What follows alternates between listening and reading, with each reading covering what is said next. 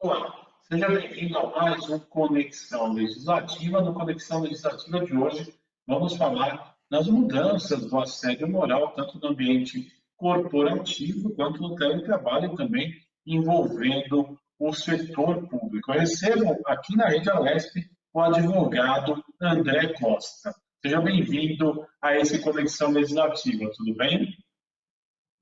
Olá, Olga, boa tarde. Muito obrigado. Primeiro, agradecer à TV Alesp, agradecer à Conexão Legislativa, a todos aí que nos acompanham.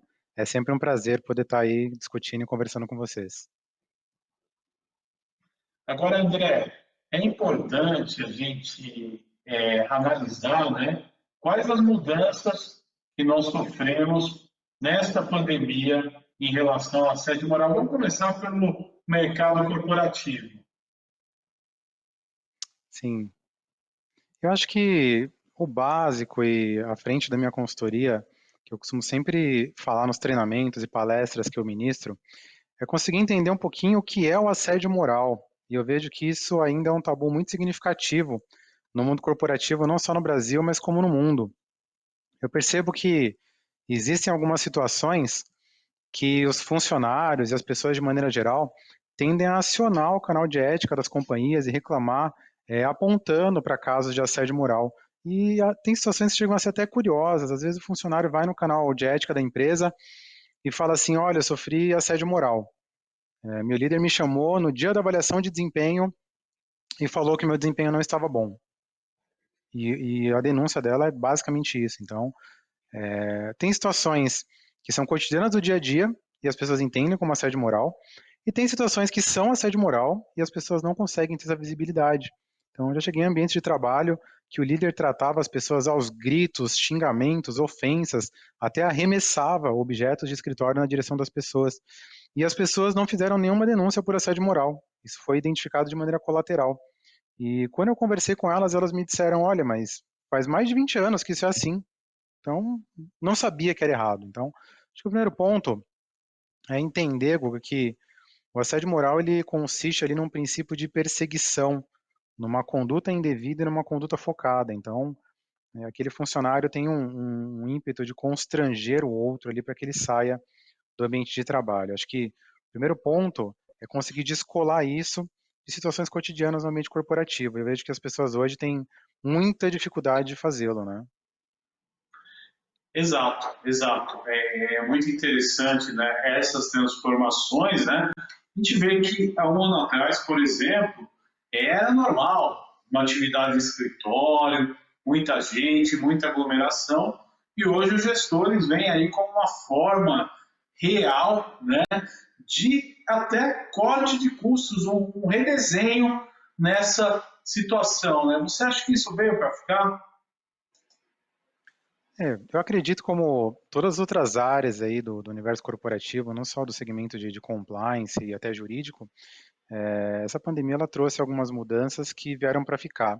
Então a gente está sofrendo muito, né? Muitas vidas sendo perdidas, o impacto negativo, eu não preciso nem declarar, mas as pessoas têm percebido alguns benefícios de trabalhar de casa, e o principal deles é o ganho de tempo, né? Então, o tempo que você despende no deslocamento, no congestionamento, você acaba empregando para atividades melhores, sejam intelectuais, físicas, quando não ambos. Então, traz uma nova sorte de desafios, mas eu acredito que realmente a questão do trabalho à distância, ele vem para combinar esforços, quando bem empregado. Então, a gente já vê aí no judiciário algumas movimentações que são reflexos dessa ampliação do trabalho remoto.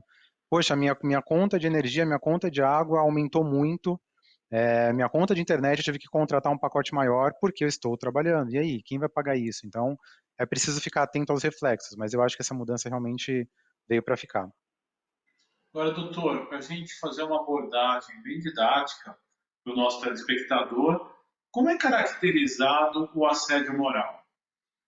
Legal. O assédio moral ele é caracterizado basicamente pela perseguição de um funcionário com relação ao outro. Então, sempre que eu vou nas empresas tratar um caso de assédio moral, eu procuro entender diferenças de comportamento. Então, muitas vezes eu chego num líder, chego num funcionário e ele fala para mim assim: ah, eu não estava assediando ninguém, eu sou assim mesmo. Eu sou uma pessoa dura, eu sou uma pessoa que cobra. Mas eu começo a perceber que de um universo de 15, 20 pessoas que aquele funcionário tem contato, 19 ele trata bem. e uma ele trata mal. Então, essa diferença de tratamento começa a dar alguns indícios que tem algo de cunho pessoal acontecendo aí, um princípio, uma ideia de perseguição. Agora, um ponto aí muito importante de falar sobre assédio moral é que não é uma conduta exclusiva do líder. E eu escuto isso quase todos os dias no trabalho aqui à frente da minha consultoria. Os colegas de trabalho e também as equipes podem cometer assédio moral. Então, quando entra um funcionário novo ali numa organização e as pessoas começam a fazer piadinhas, começam a ridicularizar um colega de trabalho, quando os funcionários começam a atribuir problemas psicológicos para os outros, esse cara é maluco, essa menina é maluca, eles estão pressionando e perseguindo aquele funcionário para que ele saia da empresa. Isso também é uma forma de assédio moral. E agora, Guga, que a gente está falando muito dessa mudança de cenário físico para cenário digital, pessoas online conectadas, é importante dizer que as equipes, os funcionários, podem assediar moralmente o seu próprio chefe, o seu próprio líder. Mas como que é possível um colaborador assediar moralmente o seu chefe? Simplesmente na forma de boicote. Então, as equipes não passam as informações, só negam o andamento de trabalhos e informações para o seu líder. Então, quando a gente fala ali de grupinhos que se reuniam na Copa para falar mal do chefe, tentar trazer uma mancha negativa para a carreira dele, hoje isso é potencializado e muito, porque são os grupos de WhatsApp. Então, as pessoas se juntam para deixar a situação do líder cada vez pior, trazer informações negativas da pessoa dele, para que ele perca os fenômenos da liderança e acabe saindo da organização. Agora, como combater esse tipo de assédio moral? Seria um assédio moral reverso, é isso mesmo, doutor? Exatamente esse. Eu vou te dizer que ele é muito mais comum do que parece de ser verificado e muito mais difícil do que você imagina de ser reportado. Por quê? Porque quando você tem um executivo e tem um líder que reporta que a equipe está o constrangendo, humilhando e querendo que ele saia da empresa, ele é visto como um líder fraco.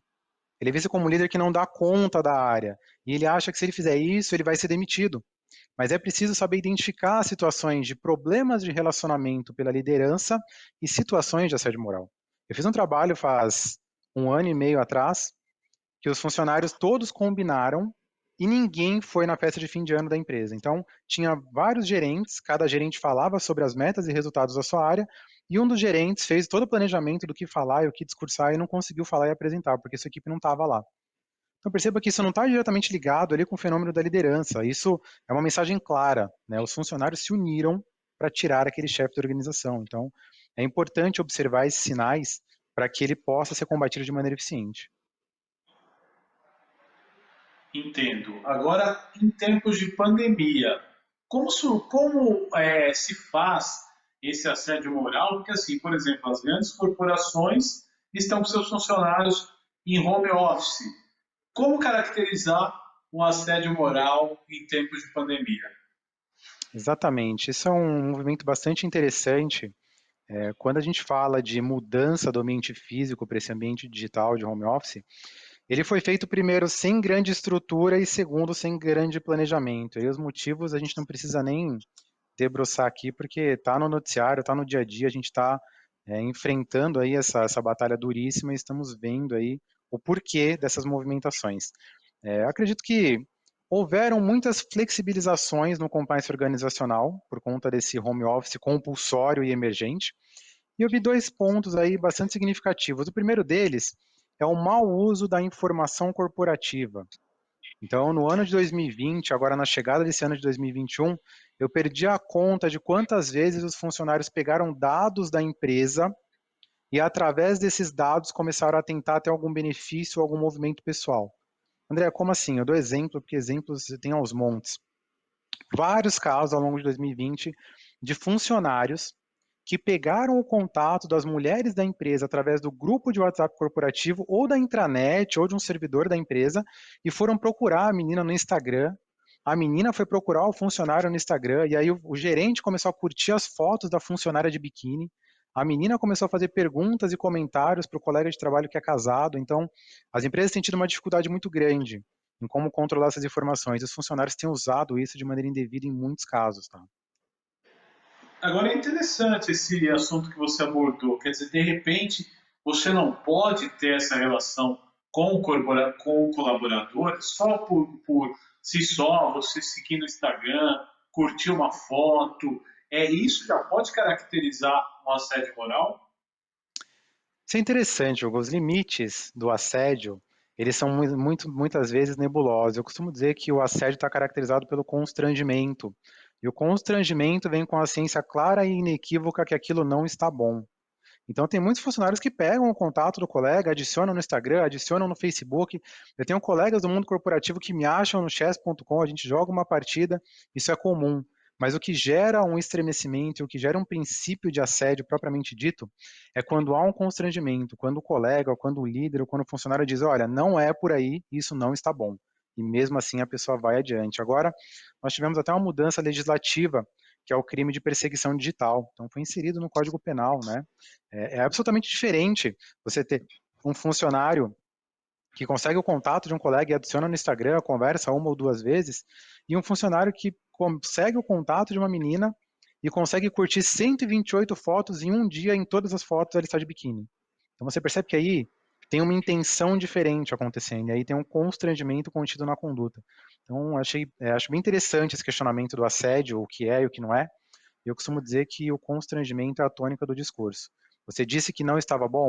Eu disse, e depois a pessoa foi adiante. Interessante esse ponto. Agora, como eu consigo, né, comprovar um assédio moral nos dias de hoje, tanto de forma remota, como o funcionário ele pode comprovar esse assédio moral e como pode ser provado que houve esse assédio, porque é outra questão difícil, né? Que você falou, a primeira defesa do assediador, ele vai falar, eu sou assim mesmo, é meu jeito de cobrar, é meu jeito de fazer. Como a gente consegue comprovar isso? Legal. Interessante isso, porque esse é basicamente o centro do meu trabalho, uma das frentes que eu tenho em nome da Shield Compliance. Tem várias formas a gente conseguir desenhar os elementos de que um assédio moral está acontecendo. Alguns deles esbarram no elemento tecnológico, então muitas vezes os chats de uso interno do ambiente corporativo, o WhatsApp, que são ambientes controlados pela empresa, porque são grupos corporativos feitos em celulares e contas administradas pela companhia, e muitas vezes com o uso de testemunhas. Então, todo tipo de prova e elemento pode ser usado. O que eu digo que é um elemento positivo do trabalho remoto é que as provas tendem a se digitalizar. Então, a pessoa vai lá e fala algo ofensivo, faz algo inadequado numa reunião, mas a reunião é online. E a empresa, por segurança jurídica, grava essas reuniões por um período de tempo. Muitas vezes o funcionário vai lá no chat da empresa e fala as coisas ruins do outro. Faz uma semana eu tratei um caso que os funcionários abriam o chat da empresa para falar coisas pornográficas das mulheres que passavam na frente deles. Então a gente conseguiu ali fazer a cópia forense dessas situações e levantar esse chat, identificar quem falou o que e de que forma. Um outro elemento muito importante é através da entrevista forense. Essa é uma ciência que ainda é pouco conhecida no Brasil, mas é um dos ramos que eu sou especialista em termos de certificação, principalmente fora do país, que são diálogos estruturados de maneira metodológica e técnica para obter informações confiáveis daquela pessoa, seja ela vítima, testemunha ou mesmo causador de um caso de assédio moral. Entendo, isso é muito interessante, mas com essa mudança de hábito, né? Quais os casos de assédio moral aí que são vistos de repente o gestor está longe do seu colaborador? Como isso é visto? Sim, E eu acredito comprovado, que né? sim. Eu acredito que hoje eu tenho recebido mais demandas por dois elementos aí que são bastante particulares que não tinham sido vistos aí, não nessa magnitude, antes da implementação do trabalho à distância. O primeiro elemento é que os grupos de WhatsApp e os comentários particulares falando mal do chefe e das organizações como um todo têm se potencializado muito. Então as pessoas não se encontram no cafezinho, as pessoas não saem para almoçar juntas, as pessoas não se unem no happy hour para fazer comentários negativos do líder, do colega ou da organização. Então elas criam grupos de WhatsApp, ou elas fazem ligações conjuntas. Então tem sido verificado muitos comportamentos indevidos dos funcionários que são caracterizados como assédio moral porque perseguem aquela liderança ou perseguem aquele colaborador sistematicamente e são feitos em um WhatsApp ou chats internos. O problema é que os funcionários muitas vezes usam a máquina corporativa. Então, o colaborador usa o chat da empresa numa máquina corporativa para fazer esses comentários extremamente pejorativos. Então, isso tem sido identificado e tem tido algum tipo de punição por parte da empresa.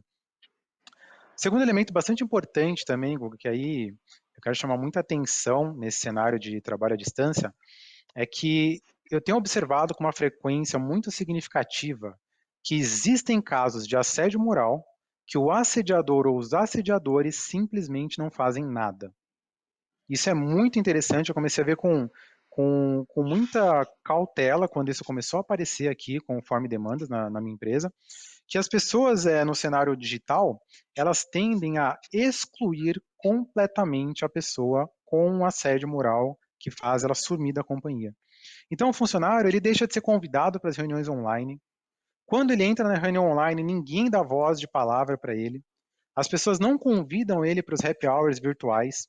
As pessoas passam, o líder passa uma demanda para aquele funcionário que é absolutamente desnecessária, vai tomar um tempo absurdo e ele tem que fazer aquilo sozinho. Então perceba que nesse cenário digital, eu percebo que tem tido um combate muito forte de assediadores no sentido de mostrar para a companhia que aquele funcionário não é relevante. Então, olha, tá vendo? Eu esqueci de convidar ele para a reunião 3 vezes e o projeto seguiu. Então a gente não precisa dele aqui. Poxa, pois é, mas você vê aquele funcionário meu ali? Eu passei para ele tarefas ali totalmente isoladas, ninguém precisou interagir com ele e a gente bateu a meta. Então, se ele não tivesse ali, não faria diferença. Então, eu tenho recebido muitas denúncias de clientes que vêm assim: poxa, teve o happy hour, teve a festa junina online, eu fui o único que não fui convidado. Nas reuniões, eu sou o único que meu microfone é mutado o tempo todo. As pessoas não me incluem. Meu líder passou uma tarefa para mim de 3 meses para executar sozinho, que não tem finalidade nenhuma. Enquanto todos os meus colegas estão tocando um projeto super importante. Então, essa exclusão intencional, ela também pode ser caracterizada como assédio moral. Isso é muito interessante, porque você vai estar assediando alguém, mesmo que você não faça nada. Entendo, realmente é importante explicar. Agora vamos fazer uma transição para o setor público, né? O setor público ele teve um pouco mais de dificuldade para se acostumar com o home office, pela questão até mesmo da cobrança popular, né, em relação aos trabalhos e tudo mais. Você vê o teletrabalho como uma realidade do setor público? Nós temos exemplos aí na Prefeitura de São Paulo e no Estado de São Paulo, no governo do Estado de São Paulo, que já adotam. Mas você acha que também é uma realidade para o setor público? Eu acredito que o setor público ele tende a seguir essa corrente, acredito que deva ser uma tendência social completa, não exclusiva da iniciativa privada.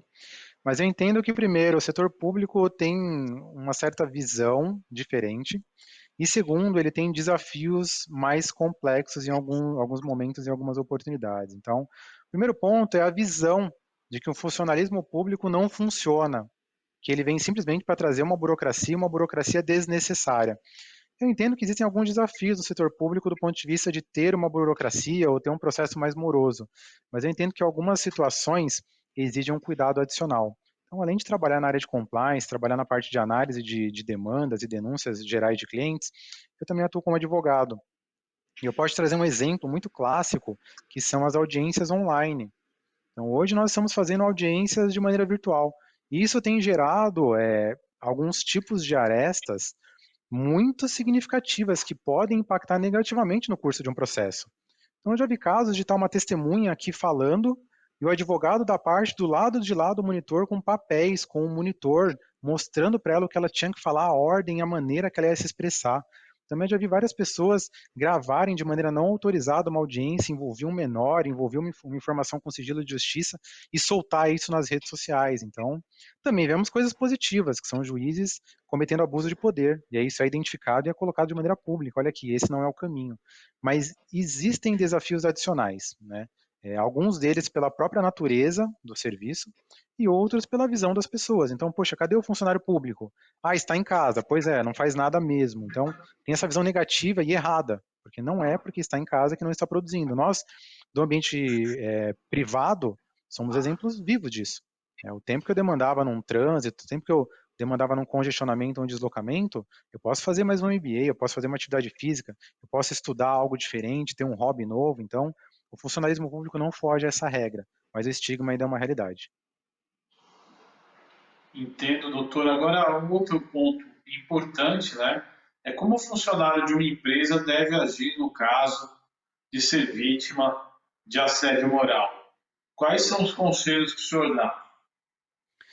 Eu acho que o primeiro conselho, eu acho que o primeiro ponto é parar e observar de maneira racional a situação.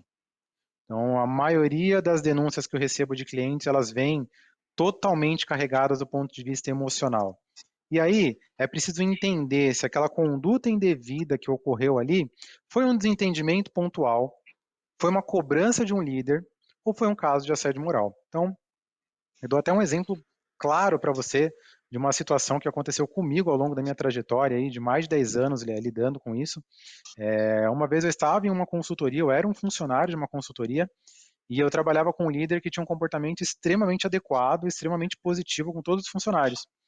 Um determinado dia, eu fui na sala dele conversar com ele e ele teve uma postura ruim comigo. Então ele falou assim: olha, não dá para falar agora, depois a gente fala. Eu identifiquei que aquilo foi uma postura agressiva, mas a primeira coisa que eu percebi é que aquilo não poderia ser uma perseguição, porque foi a primeira vez que aquilo aconteceu. E no segundo momento, eu observei que outras pessoas o procuraram e também tiveram uma resposta negativa. Eu percebi que ele realmente não queria interagir com as pessoas naquele momento.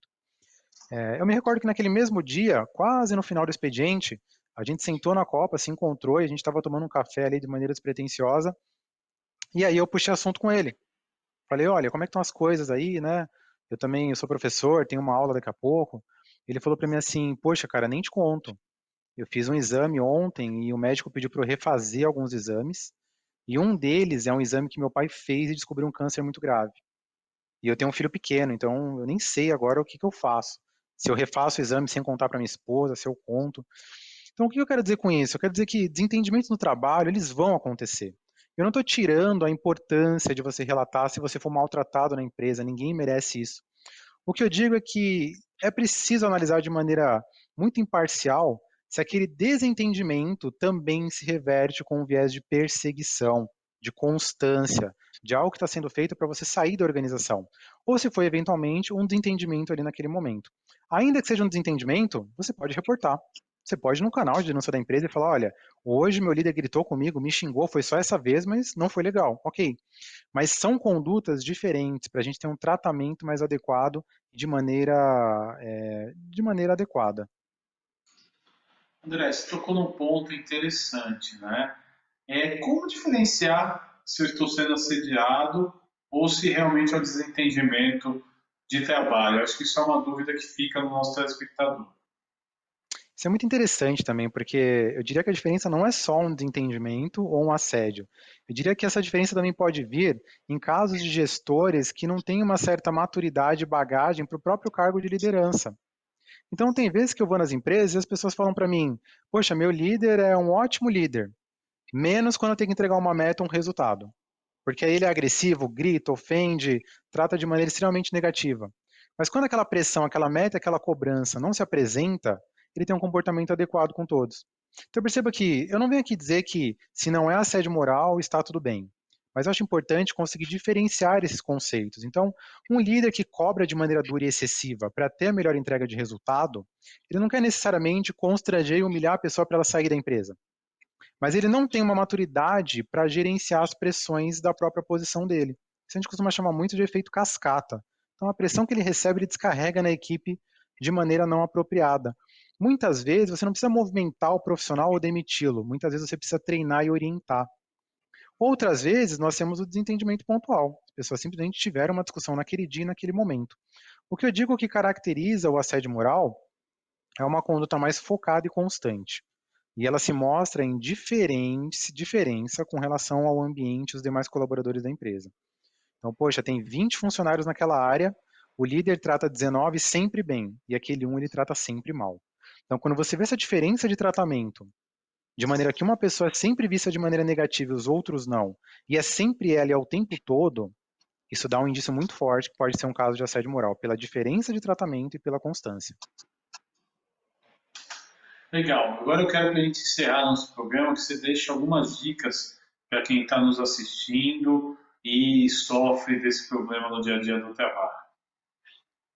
Bom, eu acho que a primeira dica que eu deixo é conversar com pares, conversar com colegas de trabalho e procurar pessoas que estejam em momentos corporativos diferentes do seu.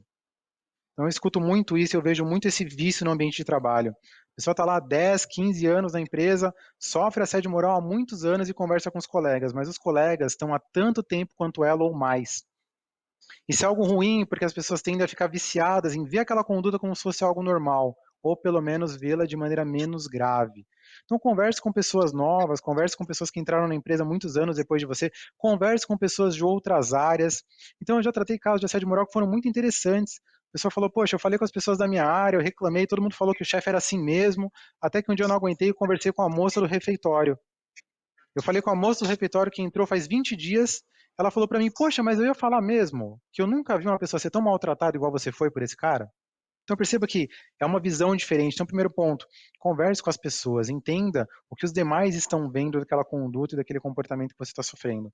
Segundo ponto, se você identificar que realmente tem um risco de ser um caso de assédio moral, e aí eu chamo a atenção de ter um risco e não de ser, porque o funcionário não é da área de compliance, ele não tem que fazer uma análise, ele não tem que fazer uma demanda, ele não tem que tomar uma medida, ele tem que apontar o risco. Né? Olha, eu acho que isso aqui está acontecendo. Vai ter uma área competente que vai fazer um trabalho imparcial e seguro para tratar aquilo. Então, segundo, não tenha medo de relatar se você não tiver certeza. Relate. Né? Se você achar que tem um risco de ser um caso de assédio, documente, evidencie, faça uma denúncia, faça um contato na área de compliance da empresa com base em fatos. Muitas vezes a gente recebe denúncia, eu recebo denúncias de clientes que a pessoa descarrega um conjunto emocional, mas não traz um fato, um elemento, uma testemunha que justifica o que ela está falando. E eu sento com a pessoa que fez a denúncia, que ela se identifica, e aí os fatos começam a aparecer. Porque eu, como entrevistador forense, sei como captar. Então, tragam os fatos. Olha, eu acho que eu estou sendo vítima de assédio moral, porque nessa reunião, nesse dia, aconteceu isso. E na outra semana, aconteceu isso. E na Copa, quando estava esse funcionário, aconteceu isso aqui. Traga fatos, porque aí a área de compliance consegue tratar e consegue analisar de maneira imparcial e isenta. Porque senão a gente não consegue progredir. E isso é um prejuízo muito sério, porque a pessoa faz uma denúncia que eu chamo de vazia, não traz nenhum fato, nenhum elemento que a gente consiga trabalhar como compliance. Nós do compliance ficamos tentando entender como avançar com aquilo, e a pessoa diz, olha, o compliance não serve para nada, porque eu fiz uma denúncia e eles não fizeram nada com isso. Mas a gente está pensando em como fazer, pensando em como organizar, porque a pessoa não trouxe elementos fáticos que nos ajudassem. Doutor André, quero agradecer a sua participação na Conexão Legislativa de hoje. Então, uma próxima oportunidade de você estar novamente conosco. Muito obrigado, viu? Hugo, eu que agradeço a TV Alesp, Conexão Legislativa, agradeço a todos os ouvintes, e como sempre é um prazer falar com você. Aguardo novos contatos. E este foi mais um Conexão Legislativa aqui pela Rede Alesp. Você continua com a programação normal da Rede Alesp. Nós voltamos no próximo programa. Até mais. Tchau.